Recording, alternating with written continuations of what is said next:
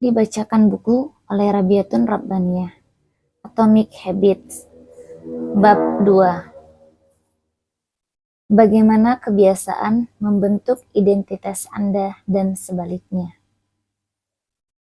Mengapa mudah sekali mengulang kebiasaan-kebiasaan buruk dan sulit sekali membentuk kebiasaan-kebiasaan baik?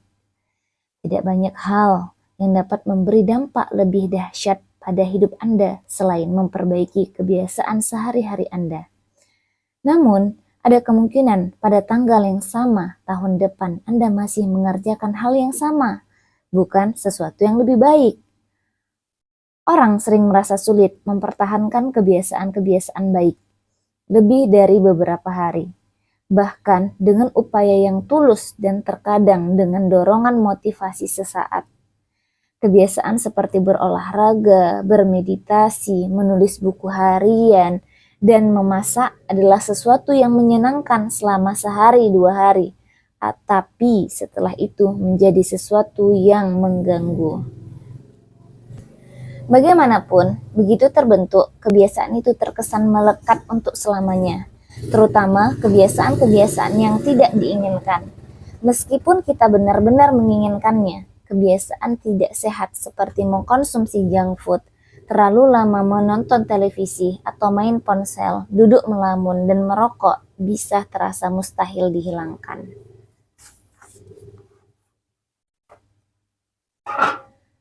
Mengubah kebiasaan menjadi sulit karena dua alasan. Satu, kita berusaha mengubah sesuatu tapi salah sasaran. Dan dua, kita berusaha mengubah kebiasaan dengan cara yang keliru. Dalam bab ini, saya akan membahas poin pertama dalam bab-bab selanjutnya yang saya akan menjelaskan poin kedua. 3 lapis perubahan perilaku, yaitu hasil proses identitas. Ada 3 lapis dalam perubahan perilaku, yaitu perubahan pada hasil, perubahan dalam proses, atau perubahan dalam identitas. Kesalahan pertama kita adalah berusaha mengubah sesuatu tapi salah sasaran. Untuk memahami apa yang saya maksudkan, pertimbangkan ada 3 lapis tempat perubahan dapat terjadi. Anda bisa membayangkannya seperti lapisan-lapisan dalam sebutir bawang. Lapisan pertama mengubah hasil Anda. Lapisan ini terikat dengan pengubah hasil, menurunkan berat badan dan menerbitkan buku, memenangkan kejuaraan. Kebanyakan sasaran yang Anda tetapkan berhubungan dengan lapisan perubahan ini. Lapisan kedua adalah mengubah proses Anda. Lapisan ini terkait dengan mengubah kebiasaan dan sistem. Penerapan rutinitas baru di tempat olahraga. Merapikan meja kerja supaya aliran kerja lebih baik, mengembangkan latihan meditasi. Kebanyakan kebiasaan yang Anda bangun terkait dengan lapisan ini. Lapisan ketiga dan yang paling dalam adalah mengubah identitas Anda. Lapisan ini terkait dengan mengubah keyakinan pandangan Anda tentang dunia, citra diri, penilaian Anda terhadap diri sendiri dan orang lain. Sebagian besar keyakinan, asumsi, dan kecenderungan yang Anda pegang terkait dengan lapisan ini. Hasil adalah hal-hal yang Anda dapatkan, proses terkait dengan apa yang Anda lakukan, identitas terkait dengan apa yang Anda yakini.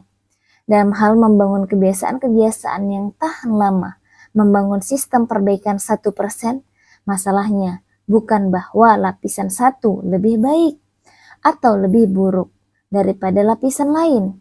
Semua tingkat perubahan berguna dengan caranya sendiri-sendiri. Masalahnya ada pada arah perubahan. Banyak orang memulai proses mengubah kebiasaan dengan berfokus pada apa yang ingin mereka raih. Ini mengantar kita ke kebiasaan berbasis hasil. Alternatifnya adalah membangun kebiasaan berbasis identitas. Dengan pendekatan ini, kita mulai dengan berfokus pada kita ingin menjadi sosok seperti apa. Kebiasaan berbasis hasil 1, 2, 3. Kebiasaan berbasis identitas 1, 2, 3. Dengan kebiasaan berbasis hasil, kita berfokus pada hal yang kita raih. Dengan kebiasaan berbasis identitas, kita berfokus pada kita ingin menjadi sosok seperti apa. Bayangkan dua orang sedang berusaha berhenti merokok. Ketika ditawari rokok, orang pertama menjawab, "Tidak, terima kasih, saya berusaha berhenti." Kedengarannya seperti jawaban masuk akal, padahal orang ini masih percaya bahwa dia adalah perokok yang sedang berusaha melakukan hal lain. Dia berharap perilakunya berubah sembari membawa keyakinan yang sama. Orang kedua menolak dengan berkata, "Tidak, terima kasih, saya bukan perokok." Itu perbedaan kecil, tapi pernyataan ini mengisyaratkan perubahan identitas. Merokok adalah bagian dalam kehidupan lama, bukan kehidupan saat ini. Dia tidak lagi mengidentifikasi diri sebagai orang yang merokok. Kebanyakan orang bahkan tidak mempertimbangkan perubahan identitas ketika mereka menetapkan ingin memperbaiki diri. Mereka hanya berpikir, "Aku ingin menjadi langsing, hasil, dan aku bertahan pada diet ini. Aku akan menjadi langsing, proses." Mereka menetapkan sasaran dan menentukan aksi-aksi yang harus mereka ambil untuk meraih sasaran itu tanpa mempertimbangkan keyakinan-keyakinan yang mendorong aksi-aksi itu. Mereka tidak pernah mengubah cara pandang pada diri sendiri, dan mereka tidak sadar bahwa identitas lama mereka dapat menyabot rencana baru mereka untuk perubahan. Di balik setiap sistem aksi terdapat sistem keyakinan. Sistem demokrasi misalnya didasarkan pada keyakinan seperti kebebasan, kekuasaan mayoritas, dan keadilan sosial. Sistem kediktatoran memiliki seperangkat keyakinan yang sangat berbeda. Misalnya, otoritas mutlak dan kepatuhan ketat. Anda dapat membayangkan banyak cara untuk berusaha membuat lebih banyak orang yang menggunakan hak suara dalam demokrasi. Tapi, perubahan perilaku seperti itu tidak akan pernah tinggal landas dalam kediktatoran. Itu bukan identitas sistem tersebut. Pemilihan umum adalah hal yang mustahil di bawah seperangkat keyakinan tertentu. Pola serupa berlaku, entah kita bicara tentang individu, organisasi, atau masyarakat. Ada seperangkat keyakinan dan pengadaian yang membentuk sistem. Identitas di balik kebiasaan-kebiasaan. Perilaku yang tidak berkesesuaian dengan diri tidak akan tahan lama. Anda mungkin ingin menjadi lebih kaya, lebih identitas, menunjukkan orang yang konsumtif, bukan produsen. Jadi, Anda cenderung berbelanja daripada mendapatkan uang. Anda mungkin ingin menjadi lebih sehat, tapi Anda terus mendahulukan kenyamanan daripada kesuksesan. Jadi Anda cenderung bermalas-malasan daripada berolahraga. Mengubah kebiasaan itu sulit jika Anda tidak pernah mengubah keyakinan mendasar yang mengantarkan ke perilaku lama. Anda mempunyai sasaran baru yang mengantarkan ke perilaku lama. Dan Anda mempunyai sasaran baru untuk rencana baru. Tapi Anda tidak mengubah siapa Anda. Kisah Brian Craig, seorang pengusaha dari Boulder, Colorado, menyediakan contoh yang bagus. "Selama yang dapat saya ingat, saya suka menggigit kuku," kata Clark kepada saya. "Awalnya itu terjadi setiap kali saya gugup sewaktu kanak-kanak. Lalu berkembang menjadi ritual yang sulit dihilangkan. Suatu hari, saya bertekad berhenti menggigit kuku sampai kukunya tumbuh agak panjang. Hanya lewat kemauanlah saya berusaha melakukannya." Kemudian, Clark melakukan sesuatu yang di luar dugaan. Perawatan kuku untuk saya. Untuk pertama kalinya, saya meminta istri saya menjadwalkan perawatan kuku untuk saya. Katanya, dalam pikiran saya, kalau saya harus membayar untuk merawat kuku, saya tidak akan menggigit kuku lagi. Ternyata berhasil, tapi bukan karena alasan keuangan. Perawatan kuku membuat jari saya menjadi lebih rapi. Untuk pertama kali, perawatan kuku bahkan berkata bahwa setelah tidak digigit, saya mempunyai kuku yang sangat sehat dan menarik.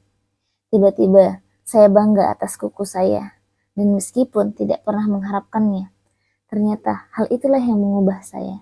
Saya tidak pernah menggigit kuku lagi sama sekali. Dan itu karena sekarang saya bangga merawat kuku dengan benar.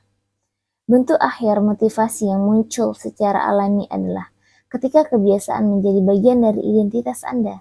Di satu pihak, ketika mengatakan saya tipe orang yang menginginkan ini sangat berbeda dengan mengatakan saya tipe orang seperti ini. Mungkin makin bangga Anda terhadap aspek tertentu dalam identitas Anda, makin termotivasilah Anda untuk mempertahankan kebiasaan-kebiasaan yang terkait dengannya. Bila bangga dengan tampilan rambut Anda akan mengembangkan berbagai kebiasaan untuk merawat dan menjaganya. Bila bangga dengan ukuran otot lengan Anda akan berusaha untuk tidak melewatkan olahraga yang melatih bagi atas tubuh. Bila bangga dengan selendang yang Anda rajut, Anda akan lebih rajin meluangkan waktu untuk merajut tiap minggu. Ketika kebanggaan Anda ikut berperan, Anda akan berjuang mati-matian untuk mempertahankan kebiasaan Anda. Perubahan perilaku adalah perubahan identitas. Anda mungkin memulai sesuatu kebiasaan karena termotivasi, tapi satu-satunya alasan Anda mempertahankannya adalah karena itu bagian dari identitas Anda. Perubahan perilaku yang sejati adalah perubahan identitas. Anda mungkin memulai kebiasaan karena motivasi, tapi satu-satunya penyebab yang membuat Anda bertahan adalah karena kebiasaan itu merupakan bagian dari identitas Anda. Seseorang dapat membujuk dirinya untuk berolahraga atau menyantap makanan sehat sekali atau 2 kali. Tapi jika orang itu tidak mengubah keyakinan di balik perilaku tersebut, sulit untuk mempertahankannya dalam jangka panjang. Perbaikan hanya sementara, kecuali menjadi bagian dari siapa diri Anda. Sasaran Anda bukan membaca sebuah buku, sasaran Anda adalah menjadi pembaca. Sasaran Anda bukan pelari dalam suatu lomba maraton, sasaran Anda adalah menjadi pelari. Sasaran Anda bukan belajar menguasai sebuah instrumen, sasaran Anda adalah menjadi pemusik. Perilaku Anda biasanya mencerminkan identitas Anda. Hal yang Anda kerjakan menunjukkan tipe kepribadian yang Anda yakini adalah diri Anda. Entah disadari atau tidak, penelitian menunjukkan bahwa begitu orang meyakini aspek tertentu dalam identitas mereka lebih mungkin bertindak selaras dengan keyakinan itu. Sebagai contoh, orang yang menginginkan diri sebagai pengguna hak pilih lebih mungkin ikut memilih daripada mereka yang semangat mengaku akan memilih. Begitu pula orang yang memasukkan olahraga ke identitas mereka. Tidak harus membujuk diri untuk berlatih. Melakukan sesuatu yang benar itu mudah. Lagi pula, ketika berperilaku dan identitas Anda benar selaras, Anda tidak lagi harus berusaha mengubah perilaku Anda, sekedar bertindak seperti tipe orang yang Anda yakini sebagai diri Anda sendiri. Seperti semua aspek dalam pembentukan kebiasaan, ini pun pedang bermata dua. Ketika sedang bekerja untuk Anda, perubahan identitas dapat menjadi kekuatan yang dahsyat untuk perbaikan diri. Kendati demikian, ketika sedang bekerja melawan Anda, perubahan identitas dapat menjadi kutukan. Begitu Anda mengambil suatu identitas, hal itu dapat dengan mudah membuat sikap Anda berdampak pada kemampuan Anda berubah. Begitu saja terhadap norma-norma yang melekat dengan identitas. Saya payah ketika berbicara tentang arah. Saya bukan manusia pagi. Saya payah dalam mengingat nama orang. Saya selalu terlambat. Saya payah kalau berurusan dengan teknologi. Saya payah dalam matematika. Dan masih banyak lagi ketika Anda mengulang cerita kepada diri sendiri selama bertahun-tahun. Mudah untuk menjerumuskan ke dalam ceruk mental ini dan menerima sebagai fakta. Pada waktunya, Anda mulai menolak aksi-aksi tertentu karena itu tidak sesuai dengan siapa saya. Anda ada tekanan internal untuk mempertahankan citra diri Anda dan berperilaku dengan cara yang konsisten dengan keyakinan-keyakinan Anda. Anda menemukan segala cara tidak berlawanan dengan diri Anda sendiri. Makin dalam satu pikiran atau aksi terkait dengan identitas Anda, makin sulit mengubahnya. Bisa terasa nyaman ketika mempercayai keyakinan dalam kultur Anda, identitas kelompok, identitas pribadi, bahkan seandainya itu salah. Penghalang terbesar perubahan positif di dataran manapun, individu, tim, atau masyarakat adalah mengidentifikasi konflik.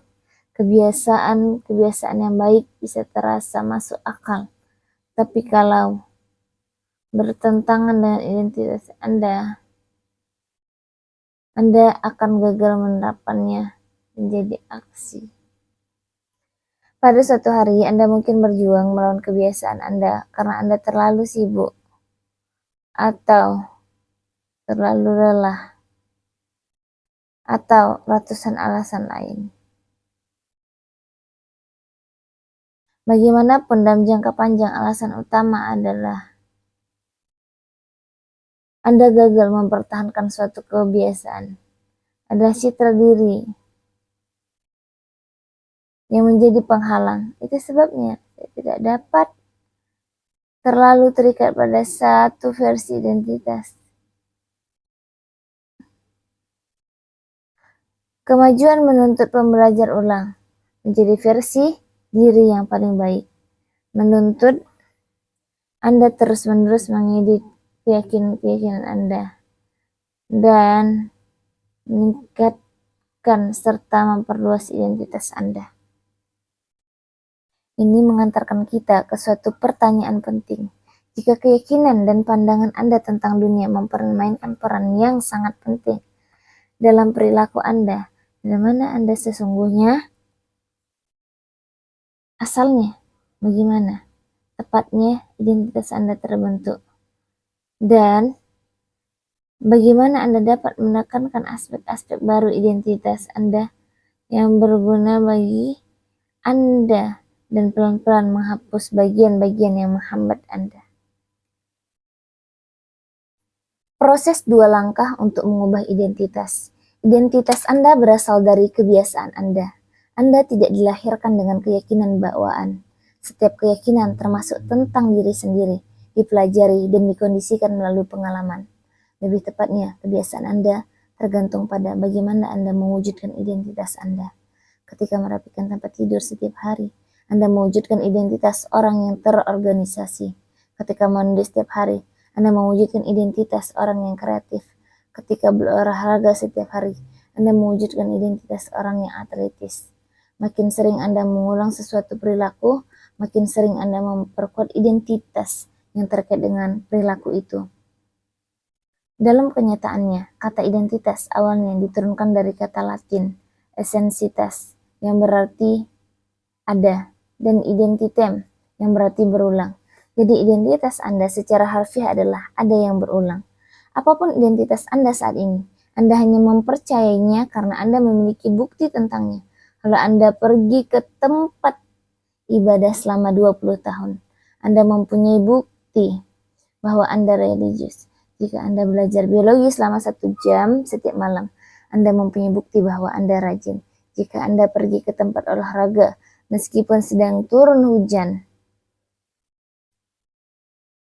Anda mempunyai bukti bahwa Anda berkomitmen untuk tetap bugar.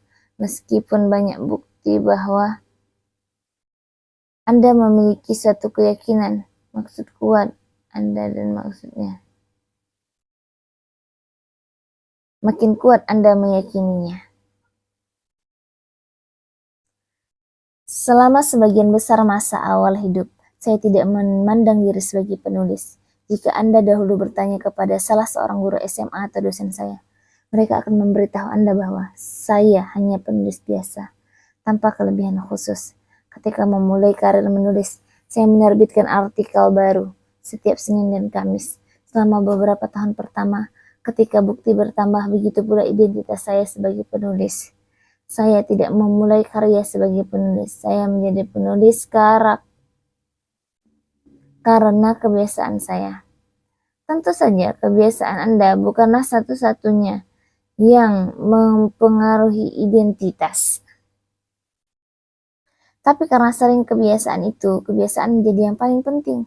Tiap pengalaman dalam hidup mengubah citra diri Anda, tapi mustahil Anda memandang diri sebagai persepak bola karena Anda pernah satu kali menendang bola, atau memandang diri sebagai seniman karena membuat coretan-coretan yang mirip. Namun ketika Anda mengulang aksi-aksi ini, bukti menjadi terakumulasi dan citra diri Anda mulai berubah. Pengaruh pengalaman yang hanya satu kali cenderung memudar sejalan dengan waktu, sementara pengaruh kebiasaan semakin kuat, yang berarti kebiasaan berperan paling banyak sebagai bukti membentuk identitas. Dengan cara ini, proses membangun kebiasaan sesungguhnya sama dengan proses menjadi diri sendiri. Inilah evolusi yang bertahap. Kita tidak berubah dalam sekejap mata dan langsung menjadi orang yang sama sekali baru. Kita berubah sedikit demi sedikit, hari demi hari, kebiasaan demi kebiasaan. Kita terus berfungsi dan terus-menerus mengalami evolusi mikro diri. Tiap kebiasaan berfungsi seperti sasaran. Hei, mungkin inilah saya. Bila Anda menyelesaikan satu buku, barangkali Anda tipe orang yang suka membaca. Bila Anda pergi ke sasaran kebugaran, barangkali Anda tipe orang yang gemar berolahraga. Jika Anda bermain gitar, barangkali Anda tipe orang yang menyukai musik. Setiap aksi yang Anda ambil sama seperti suara pendukung untuk tipe yang menjadi cita-cita.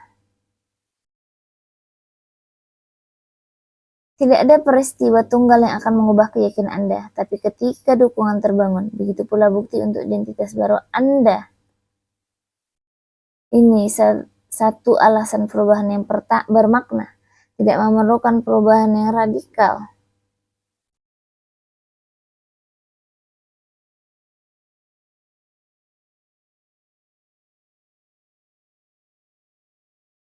Kebiasaan-kebiasaan kecil dapat membuat perbedaan yang bermakna dengan menyediakan bukti untuk identitas baru. Dan bila suatu perubahan bermakna, perubahan itu sungguh besar. Itulah paradoks dalam membuat perbaikan-perbaikan kecil. Kalau kita rangkum, Anda dapat melihat bahwa kebiasaan adalah jalur untuk mengubah identitas Anda.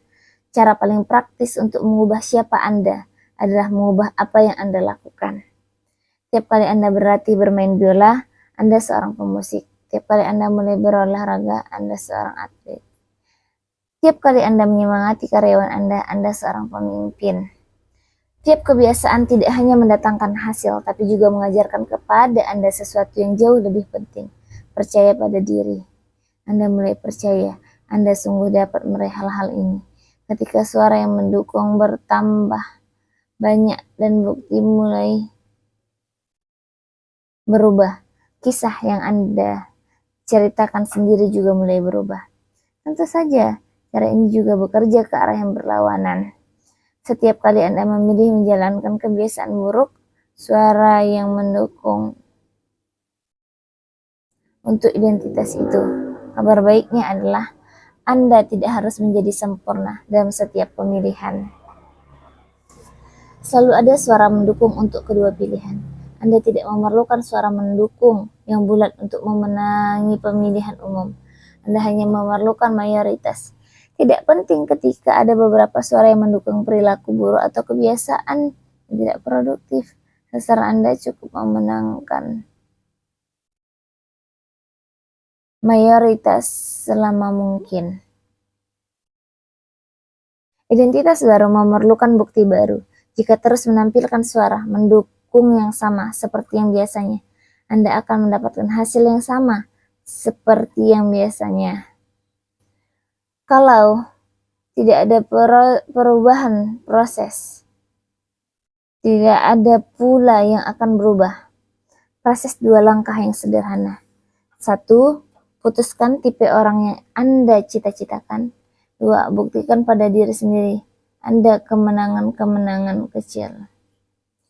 Pertama, putuskan tipe orang seperti apa yang Anda cita-citakan. Ini adalah tingkat manapun, sebagai individu, sebagai tim, sebagai komunitas, sebagai bangsa. Apa yang ingin Anda bebas? Ada prinsip-prinsip dan nilai-nilai Anda. Ingin menjadi orang yang seperti apa Anda? Inikah pertanyaan-pertanyaan besar? Dan banyak orang tidak yakin berusaha mulai dari mana. Tapi mereka sungguh tahu hasil macam apa yang mereka inginkan. Mendapatkan perut dan dada six-pack, atau kurang mudah cemas, atau melipat gandakan pendapatan, atau maksim.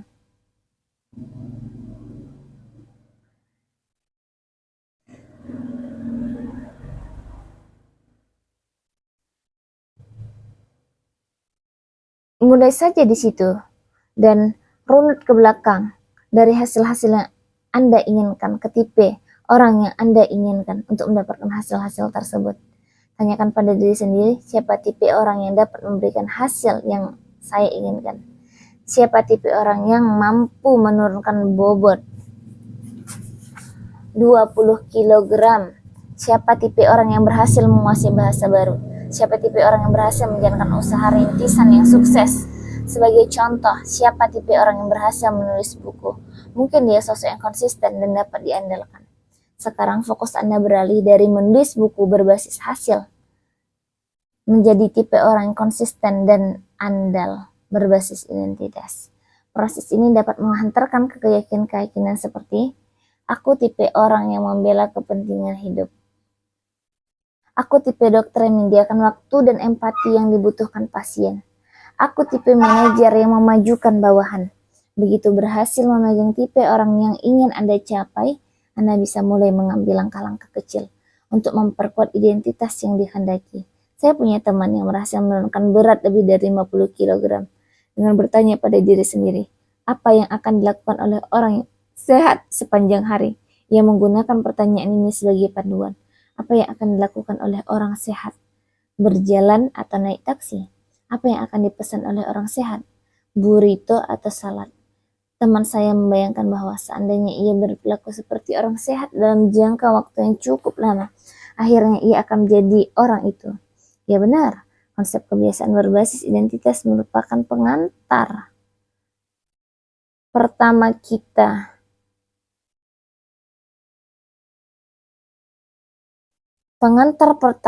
kita ke tema pokok lain dalam buku ini, lingkaran umpan balik feedback loop. Kebiasaan Anda membentuk identitas Anda, dan identitas Anda membentuk kebiasaan-kebiasaan Anda. Kita berada di jalan 2 arah. Pembentukan semua kebiasaan adalah lingkaran umpan balik, konsep yang akan kita gali lebih dalam di bab mendatang. Tapi yang penting adalah membiarkan nilai-nilai, prinsip-prinsip, dan identitas Anda menggerakkan lingkaran itu, bukan hasil-hasil Anda. Yang harus selalu difokuskan adalah menjadi tipe orang yang bukan hasilnya sendiri. Alasan sesungguhnya mengapa kebiasaan itu penting. Perubahan identitas adalah kiblat untuk perubahan kebiasaan. Bagian lain buku ini akan memberi Anda petunjuk selangkah demi selangkah tentang cara membangun kebiasaan yang lebih baik dalam diri sendiri, keluarga, tim, perusahaan, dan dimanapun yang Anda inginkan. Namun pertanyaannya, yang sejati adalah, apakah Anda menjadi tipe orang yang Anda cita-citakan? Langkah pertama bukan apa yang atau bagaimana, melainkan siapa. Anda perlu tahu ingin menjadi seperti siapakah Anda. Kalau tidak begitu, upaya Anda mencari perubahan akan seperti kapal tanpa kemudi, dan itu sebabnya kita mulai di sini. Anda memiliki kekuasaan untuk mengubah keyakinan terhadap diri sendiri. Identitas Anda tidak terpahat pada batu. Setiap saat Anda mempunyai pilihan. Anda dapat memilih identitas yang ingin Anda perkuat setiap hari dengan kebiasaan-kebiasaan yang Anda pilih hari ini. Dan ini mengantarkan kita ke tujuan lebih mendalam buku ini, serta alasan sesungguhnya mengapa kebiasaan itu penting. Membangun kebiasaan yang lebih baik tidak sama dengan mengotori hari Anda dengan kegiatan-kegiatan remeh. Tidak sama dengan membersihkan gigi tiap malam, atau mandi air dingin tiap pagi, atau mengenakan baju yang sama setiap hari.